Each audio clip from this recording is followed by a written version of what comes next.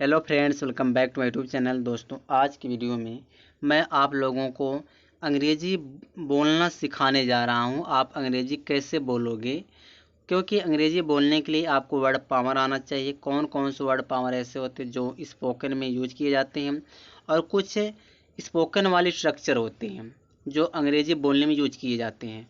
तो मैं हर दिन जो है आप लोगों के लिए 2 या 3 स्ट्रक्चर लाऊंगा।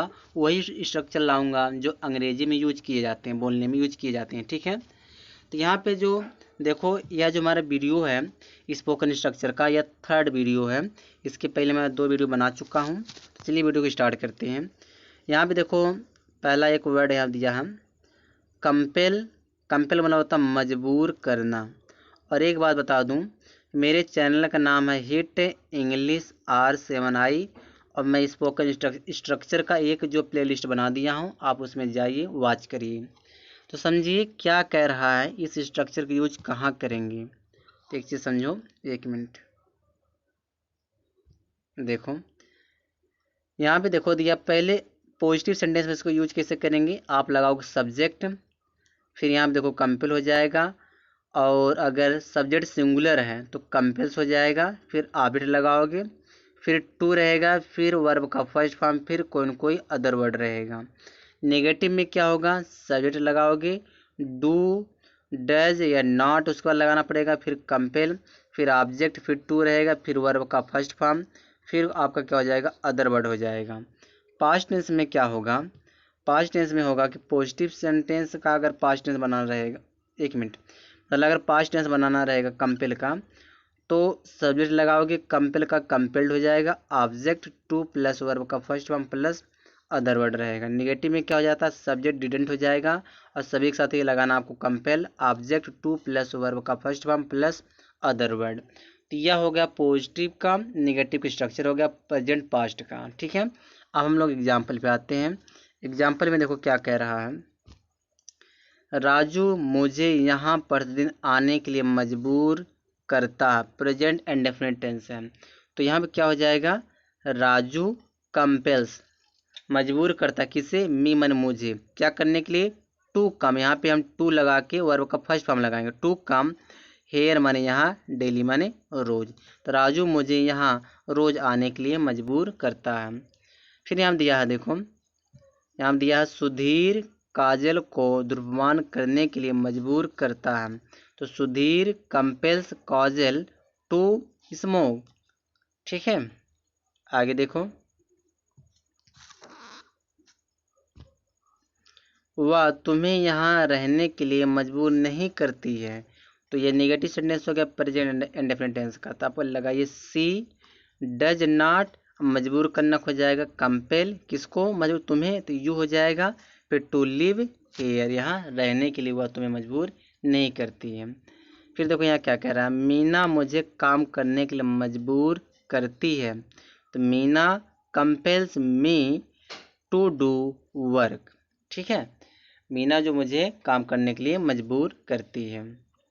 आगे दिया है 5वां जो है, क्या आप अपने बच्चों को नदी में स्नान करने के लिए मजबूर करते हैं। तो क्वेश्चन है, तो क्या हो जाएगा, क्वेश्चन के लिए do you compel your children to take bath in the river.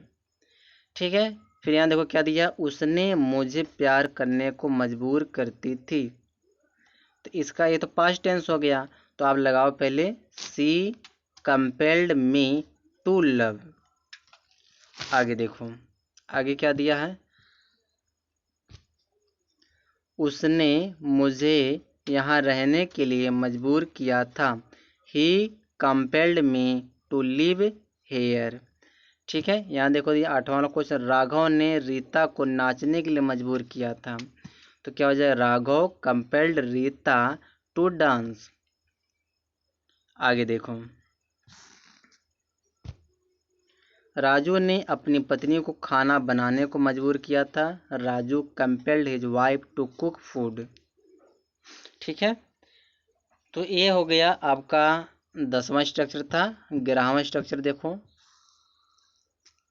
जैसे यहाँ दिया है, बॉन्ड बाय वर्ड, इसका मतलब होता है वचनबद्ध होना। इस स्ट्रक्चर का प्रयोग कैसे करते हैं? तो सबसे पहले आपको लगाना सब्जेक्ट, फिर लगाओगे is, am, are present tense के लिए, वाज या वर लगाओगे पास्ट टेंस के लिए, फिर बीच में आप लगाओगे बॉन्ड बाय वर्ड, ठीक है। उसके बाद टू लगाओ, वर्ब का first form plus other word लगाओ। अब देखो इसका मतलब सेंटेंस में यूज कैसे करेंगे। तो सबसे पहले यहाँ दिया अमित तुमसे मिलने के लिए वचनबद्ध है, ठीक है। तो अमित वचनबद्ध लिखो, Amit is bound by word, ठीक है। फिर यहाँ देखो टू कह रहा है, टू प्लस वर्ब का first form plus other word, तो मिलने के लिए हो जाएगा टू मीट, तुमसे तो यू हो जाएगा। समझ में आया? आगे देखो, मैं किताब लिखने को वचनबद्ध हूँ। तो मैं किताब लिखने को वचनबद्ध हूँ, यानी कि मैं वचनबद्ध हूँ। I am bond by word, I am bond by word to write a book, किताब लिखने के लिए वचनबद्ध हूँ। आगे दिया है मनोज तुम्हें दंडित करने को वचनबद्ध है। तो Manoj is bound by word to punish you, ठीक है। प्रकाश आगरा जाने के लिए वचनबद्ध था। तो Prakash was bond by word to go to Agra, ठीक है। और देखो वह लड़की तुम्हारी मदद करने के लिए वचनबद्ध थी। तो that girl was bond by word, bond by word माने होता है वचनबद्ध थी, टू हेल्प यू तुम्हारी मदद करने के लिए। तो वह लड़की तुम्हारी मदद करने के लिए वचनबद्ध थी। 6 वाला है वह मैच खेलने के लिए वचनबद्ध था। तो he was bond by word to play match, he was bond by word to play match, वह मैच खेलने के लिए वचनबद्ध था। आगे दिया है आप मिठाइयाँ बांटने के लिए वचनबद्ध थे। तो you were bound by word to distribute sweets, तो आप मिठाइयाँ बांटने के लिए वचनबद्ध थे। दोस्तों मैं 2 स्ट्रक्चर इस वीडियो में लाया हूँ, आप लोगों को वीडियो कैसी लगी कमेंट में बॉक्स में कमेंट करके बताना। तब तक के लिए आप लोगों से अलविदा। और आप जो चाहते हो स्ट्रक्चर सीखना, तो अगर इस तरह से स्ट्रक्चर आप स्पोकन वाले स्ट्रक्चर सीखना चाहते हो तो सब्सक्राइब कर लो चैनल को, ठीक है। नहीं मिलेगा ऐसा स्ट्रक्चर।